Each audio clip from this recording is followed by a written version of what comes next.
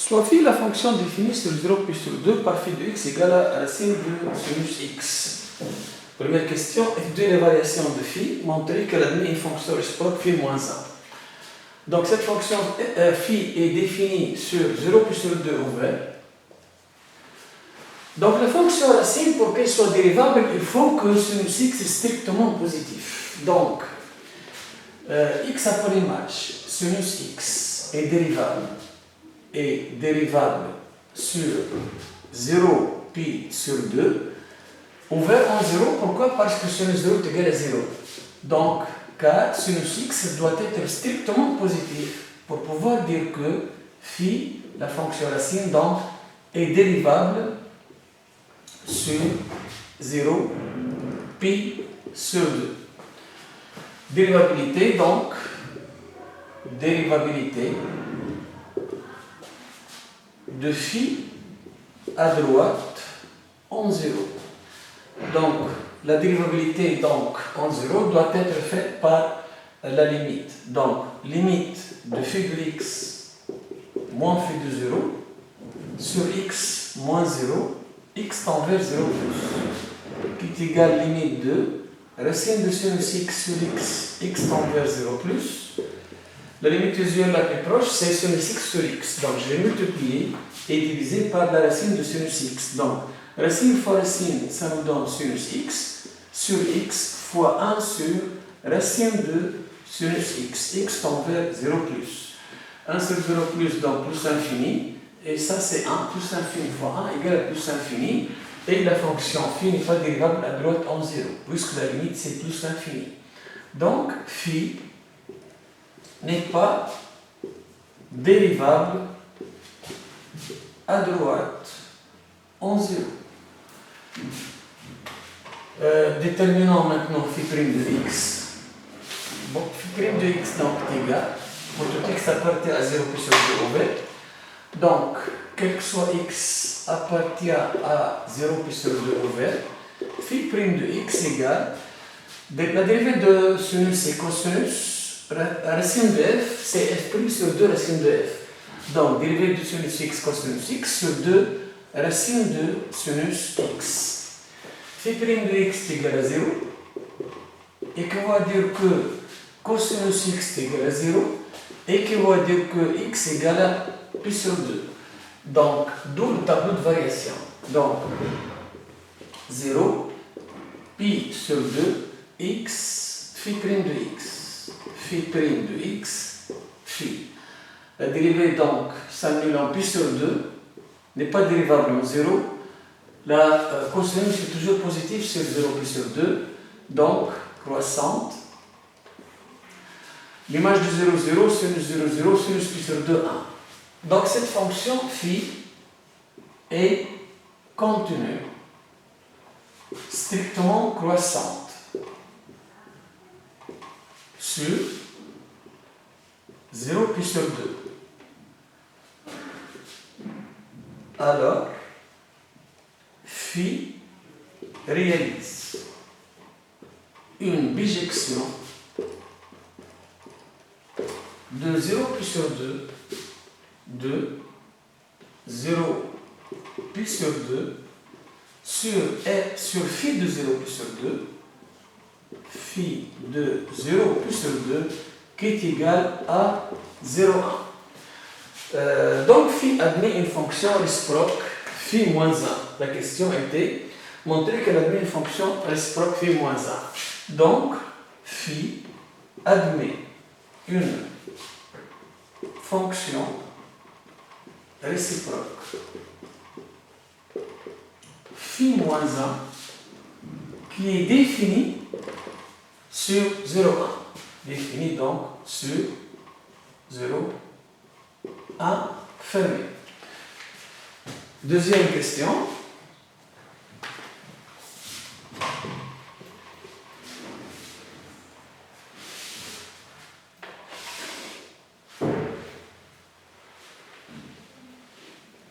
La deuxième question. Montrer que phi moins 1 est dérivable sur 0,1 et déterminer phi moins 1' de x. Donc, pour que phi moins 1 soit dérivable, trois conditions à vérifier, qui sont donc, phi doit être une bijection. Phi, donc, est une bijection sur l'intervalle 0 puis sur 2 ouvert, puisque l'intervalle demandé, c'est 0,1 ouvert. La fonction phi est dérivable sur 0 pi sur 2 ouvert, et phi' de x, plutôt phi' de x différent de 0, quel que soit x, appartient à 0 pi sur 2. Donc, ces trois conditions, donc, on peut dire que phi est dérivable sur 0, 1. Pour la détermination de phi moins 1', je vais appliquer donc la formule suivante. Donc, avant tout, donc, je dois préciser les intervalles pour phi moins 1, qui sont donc x appartient à 0,1, y appartient à 0 pi sur 2. Donc, phi moins 1' de x égale 1 sur phi' de phi moins 1 de x, qui est égal à 1 sur phi' de y, mais phi' de y, c'est cosinus y sur 2 racines de sinus y. Donc 1 sur cosinus y sur 2 racines de sinus y, 1 sur a sur b, c'est b sur a, donc 2 racines de sinus y sur cosinus y, avec le changement qu'on a fait qui est y égale phi moins 1 de x. Donc je vais essayer de déterminer racine de sinus y et cosinus y en fonction de x. Pour cela, je dois revenir donc à y égale à phi moins 1 de x. Y égale à phi moins 1 de x équivaut à dire que x égale phi de y, équivaut à dire que x égale racine de sinus y, équivaut à dire que x puissance 4 racine au carré, donc sur racine sinus y au carré, équivaut à dire que x puissance 4 égale à 1 moins cosinus carré y, équivaut à dire que cosinus carré y, donc cosinus carré y égale à 1 moins x4 égale à 1 moins x4, équivaut à dire que cosinus y égale racine de 1 moins x puissance 4 ou cosinus y égale moins racine de 1 moins x puissance 4. Or, on sait que y appartient à l'intervalle 0 plus sur 2 et sur l'intervalle 0 plus sur 2, cosinus y est positif. Donc, plus cosinus y est positif, cosinus y est alors égal à racine de 1 moins x4. Donc, on a déterminé cosinus y en fonction de x, cosinus y en fonction de x, racine de sinus y là est égal à racine de sinus y égale à x. Donc, je vais remplacer le cosinus et le sinus. Donc, phi moins 1 prime de x égale 2 fois racine de sinus y x sur racine de cosinus y, et cosinus y, voilà racine de 1 moins x puissance 4, et voilà l'expression de phi moins 1 prime de x. Donc, phi moins 1 prime de x égale 2x sur racine de 1 moins x4. Voici donc la deuxième question.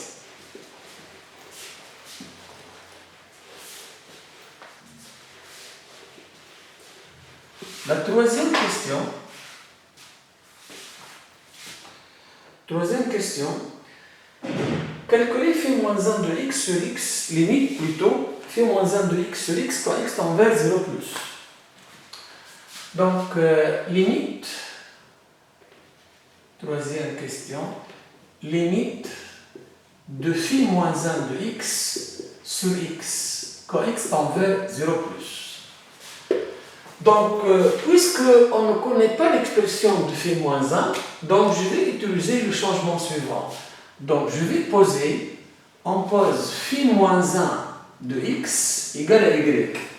Mais si phi moins 1 de x égale à y, alors x égale phi de y. Je vais donc retracer le tableau de variation, on en a besoin. Donc, tableau de variation donc, de phi est le suivant, 0, puis sur 2, x, phi prime de x, phi, n'est pas dérivable en 0, dérivé s'annule en plus sur 2, positif, croissant, l'image de 0, 0, l'image de plus sur 2, 1. Donc, si x tend vers 0 plus, donc si x tend vers 0 plus, on sait que phi moins 1, son domaine c'est 0, 1. Donc, le x de phi moins 1 est dans 0, 1. Donc, si x tend vers 0 plus, y tend vers 0 plus, puisque l'intervalle des x ou de départ pour phi moins 1, c'est 0, 1, l'arrivée c'est 0 plus sur 2. Donc, x est dans 0, 1, y dans 0 plus sur 2 pour phi moins 1. Donc, si x tend vers 0 plus, y tend vers 0 plus.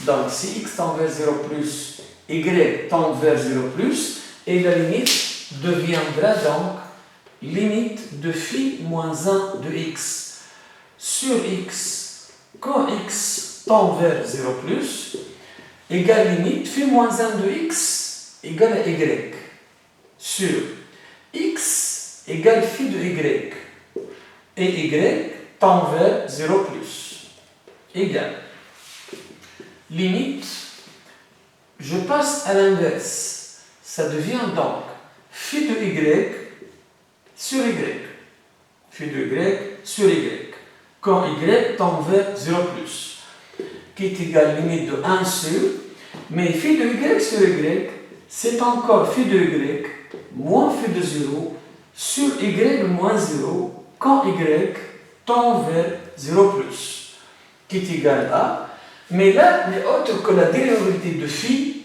en 0. Et la dérivabilité de phi en 0, on a trouvé tout à l'heure, c'est plus l'infini. Cette fonction n'est pas dérivable en 0. Donc, cette limite, c'est plus l'infini, et constante sur l'infini, 0. Et voilà donc la limite de phi moins 1 de x sur x. La deuxième limite, c'est phi moins 1, limite de phi moins 1 de x moins pi sur 2. Donc, phi moins 1 de x, limite, donc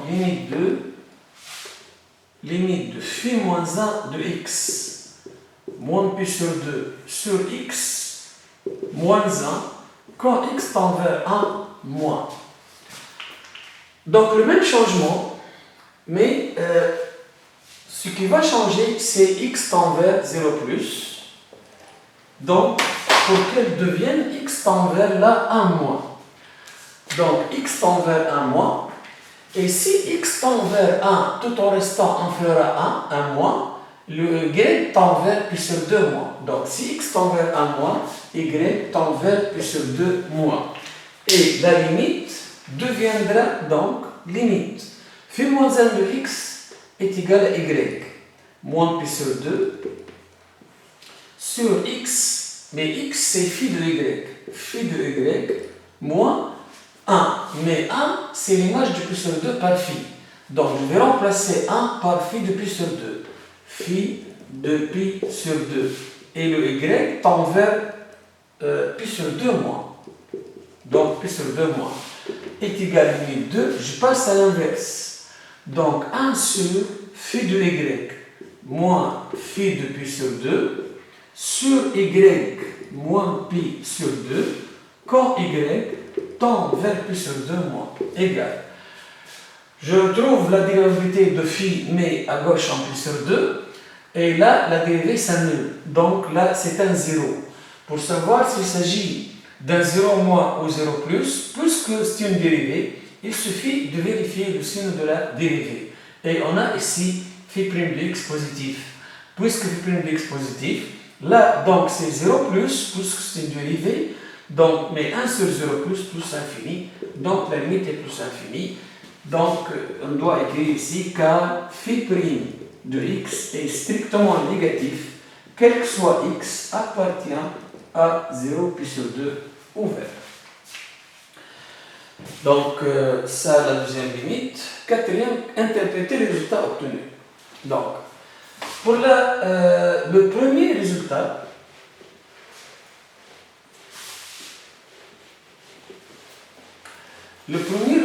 on a trouvé limite de phi moins 1 de x. Donc, limite de phi moins 1 de x sur x quand x tend vers 0 plus. On a trouvé que c'est plus infini. Plutôt c'est 0. Donc, limite de phi moins 1 de x moins phi moins 1 de 0 sur x moins 0 quand x tend vers 0 plus est égal à 0. Et là, n'est autre que la dérivabilité de phi moins 1 à droite en 0. Donc, on peut dire que phi moins 1 est dérivable à droite en 0. À droite en 0. Graphiquement, la courbe C phi moins 1 admet une demi-tangente horizontale. Une demi-tangente horizontale. Au point O, par exemple, plutôt au point, voilà, l'image de 0, donc c'est au point O. Pour la deuxième limite de phi moins 1 de x moins pi sur 2 sur x moins 1 quand x tend vers 1 moins égale limite de phi moins 1 de x moins phi moins 1 de 1, puisque phi de pi sur 2 égale à 1, donc phi moins 1 de 1 égale à pi sur 2. Donc, pi sur 2 c'est phi moins 1 de 1 sur x moins 1. Quand x tend vers 1 moins, qui est égal donc à plus l'infini. Donc, puisque cette limite c'est plus l'infini, donc on peut dire que phi moins 1 n'est pas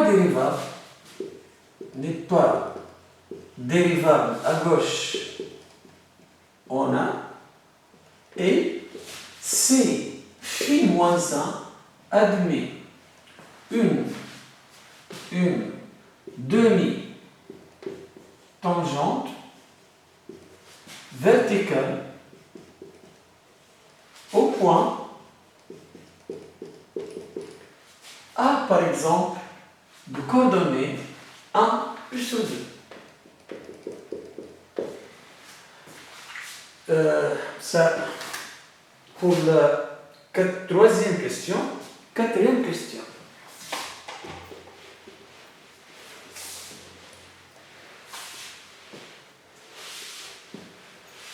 La quatrième question, on nous donne une fonction h définie par h de x égale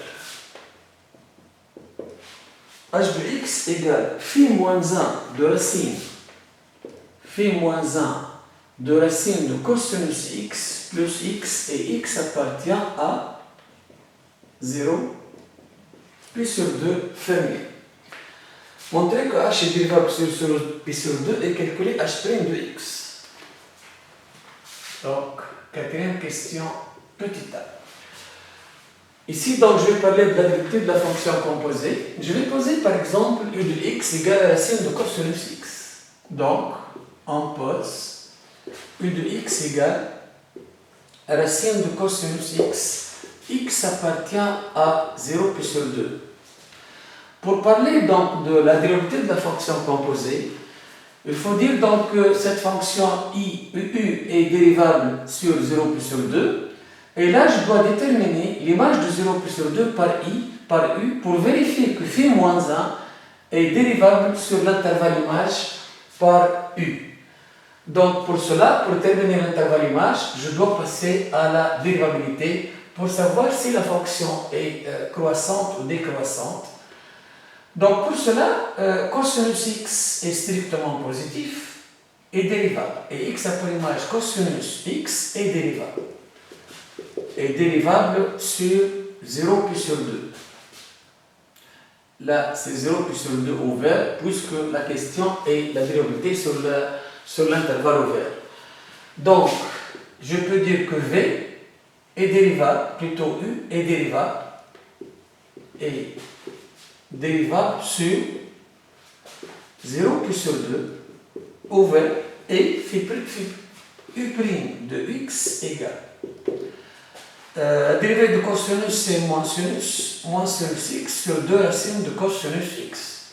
Sur 0 plus sur 2, cette fonction est strictement décroissante, puisque la dérivée est négative. Sinus x est positif sur 0 plus sur 2, avec sin moins, ça devient négatif. Donc, U est continu et strictement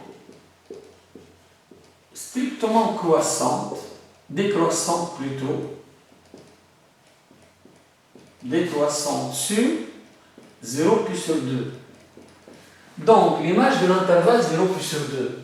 Donc, U de 0 plus sur 2 égale U de pi sur 2, U de 0, puisque la fonction est décroissante, qui est égale à U de pi sur 2, cosinus pi sur 2, 0, U cosinus 0, 1. Donc, l'intervalle image, c'est 0, 1.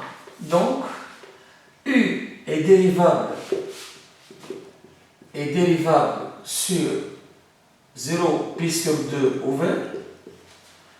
Phi moins 1 est déjà dérivable sur l'intervalle 0, 1 ouvert, qui est égal à U de 0 pi sur 2, qui est égal à U de 0 pi sur 2. Et ces deux conditions donc, nous permettront de dire que phi moins 1 rend U qui est égal à H est dérivable sur 0 pi sur 2 ouvert. Donc, je peux maintenant donc passer à la détermination de la fonction dérivée, puisque j'ai vérifié la dérivabilité sur l'intervalle 0 pi sur 2 ouvert.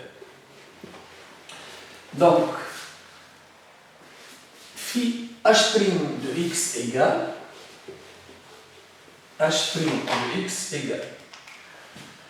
Donc, h' de x, c'est phi moins 1 en u, donc u' de x, phi moins 1 prime de u de x, plus 1, puisque là j'ai plus x, égale u' de x, c'est moins sinus x sur 2 racines de cosinus x.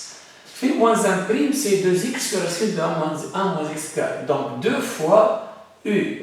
Donc 2 racines de cosinus x. Donc je remplace x par racine de cosinus x.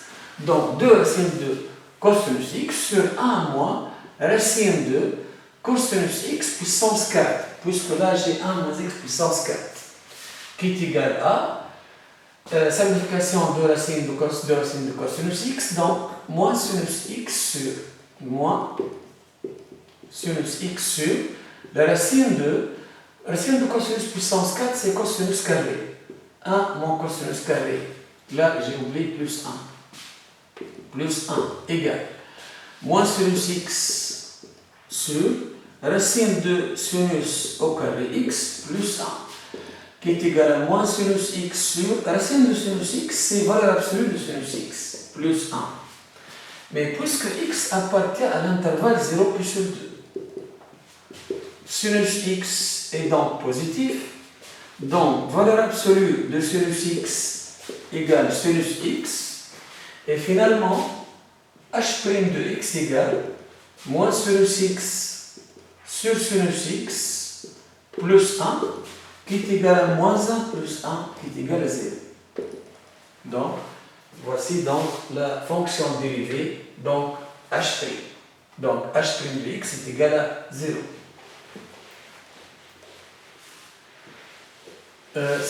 C'est la quatrième question, petit a. La quatrième question, petit b. Montrer que pour tout x appartient à 0 pi sur 2 fermé, h de x est égal à pi sur 2.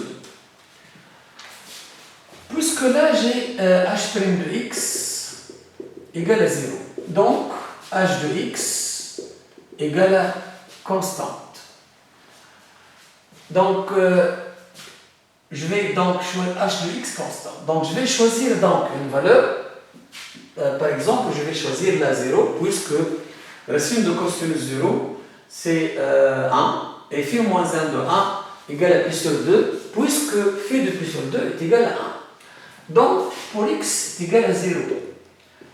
h de 0 égale à phi moins 1 racine de cosinus 0 plus 0 qui est égal à racine de cosinus 0 1. Donc phi moins 1 de 1. Mais phi moins 1 de 1 égale à pi sur 2, puisque phi de pi sur 2 est égal à 1.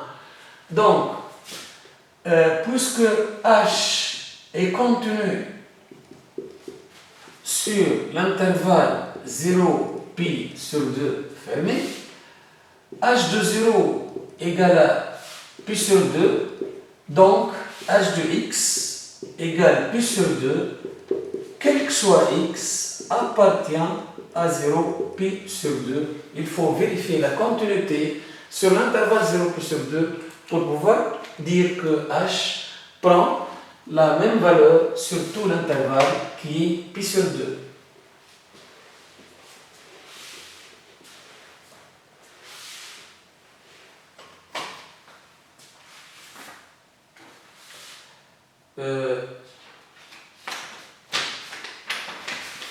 Cinquième question. Je vais passer là à une fonction f. F de x égale 1 sur phi, c'est-à-dire 1 sur racine de sinus x. X appartient à 0 pi sur 2, ouvert en 0, puisque le dénominateur doit être différent de 0. Donc, ça c'est la cinquième question. Montrer que f est une bijection de 0 pi sur 2 sur 1 plus infini. Cinquième donc question. Donc, sinus x est toujours strictement positif là. Donc, différent de 0. Donc, f est dérivable. F est dérivable sur 0 pi sur 2 et f' de x égale. Donc, f' de x est égal moins racine de sinus x' sur racine de sinus x au carré, qui est égal à moins racine de sinus x, c'est cosinus x sur 2 racine de sinus x fois racine de sinus x au carré, qui est égal à moins cosinus x sur 2 racine de sinus x au cube. F' de x est égal à 0, et qui va dire que moins cosinus est égal à 0, donc x égale à pi sur 2. D'où le tableau de variation.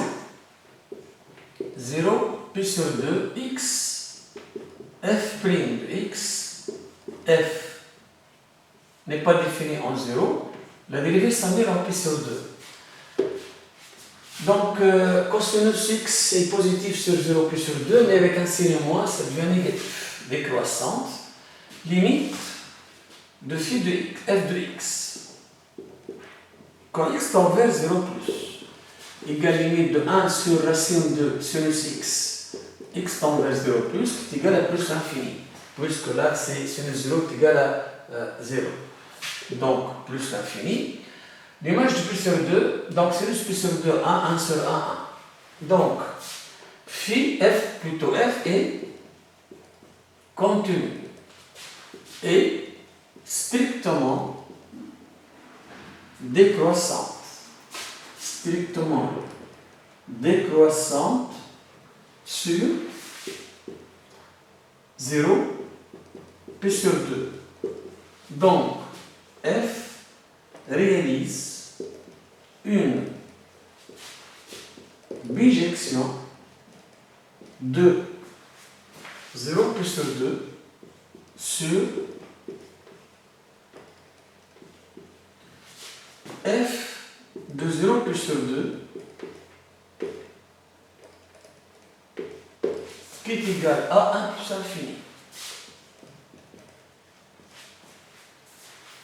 Donc ça, c'est pour l'existence de la fonction, plutôt la bijection. Puis, dans la même question, donc juste la bijection. 6e question.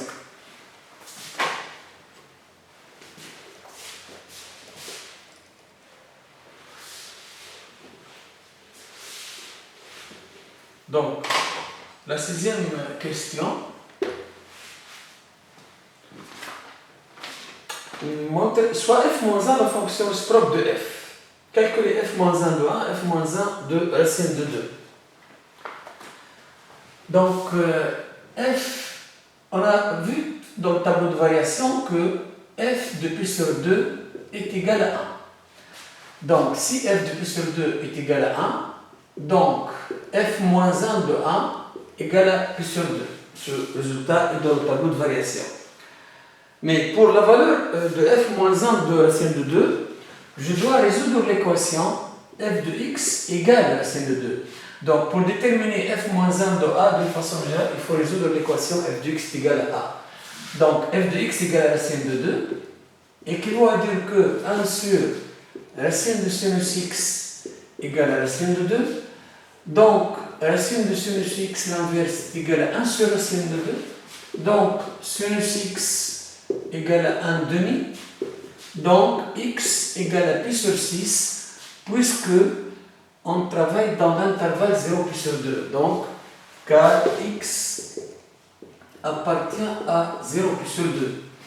Donc f de pi sur 6 égale à racine de 2, puisque la solution c'est x égale à pi sur 6, donc f de pi sur 6 égale à racine de 2.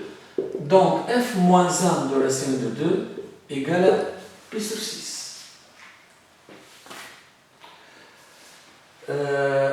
Étudier la dérivabilité de f moins 1 et déterminer sa fonction dérivée. C'est la question B. Donc, toujours donc la 6e question B. Donc, pour étudier la dérivabilité, il faut vérifier les 3 conditions. On sait que f est une bijection. On sait aussi que f est dérivable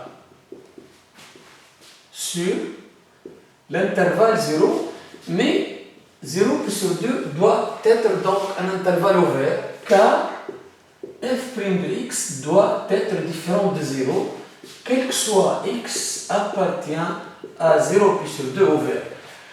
La dérivée s'annule en pi sur 2, donc c'est pourquoi donc, il faut que l'intervalle soit ouvert.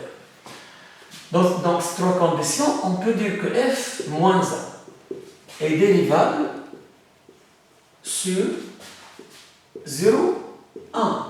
L'intervalle d'arrivée c'est 0, 1. Plutôt, l'intervalle d'arrivée c'est 1 plus infini, ouvert.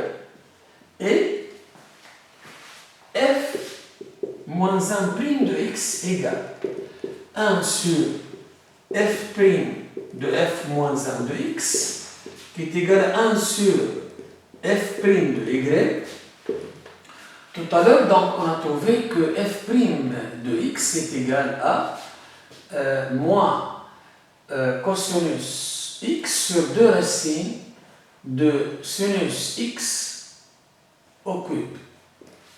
Donc, f' de y égale donc moins 2 racine de plutôt moins cosinus moins 1 sur,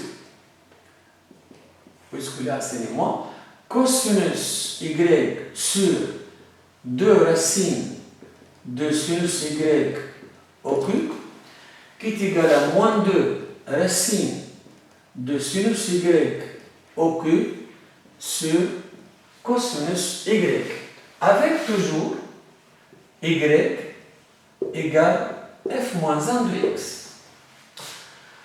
Revenons donc à y égale à f moins 1 de x pour pouvoir déterminer racine de sinus y et cosinus y en fonction de x. Y égale f moins 1 de x équivaut à dire que x égale f de y. Équivaut à dire que x égale 1 sur racine de sinus y.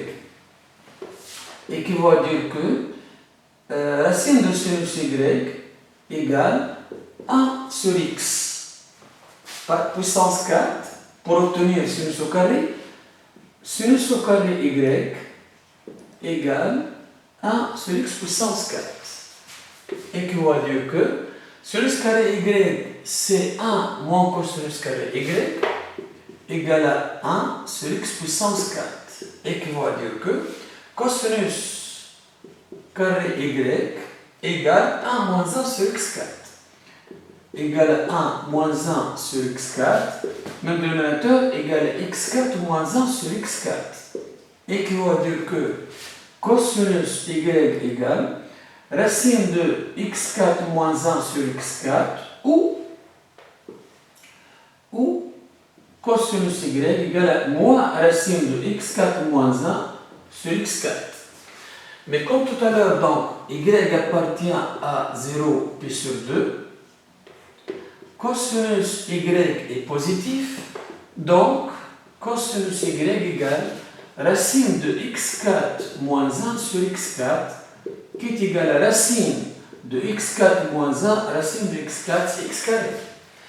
Revenons donc à f moins 1 prime, donc f moins 1 prime de x égale racine de sinus y égale à x, d'après cette 1 sur x, d'après cette égalité. Donc là, j'ai racine de sinus y égale à 1 sur x, donc je vais remplacer par 1 sur x. On trouvera donc moins 2 fois 1 sur x au cube, puisque la racine de sinus y au cube, sur cosinus y. Mais cosinus y, c'est racine de x puissance 4 moins 1 sur x carré égale la simplification par x carré, donc on obtient moins 2 sur x racine de x puissance 4 moins 1, et voilà donc l'expression de f moins 1 prime de x, donc de f moins 1 prime plutôt. Donc f moins 1 prime égale donc f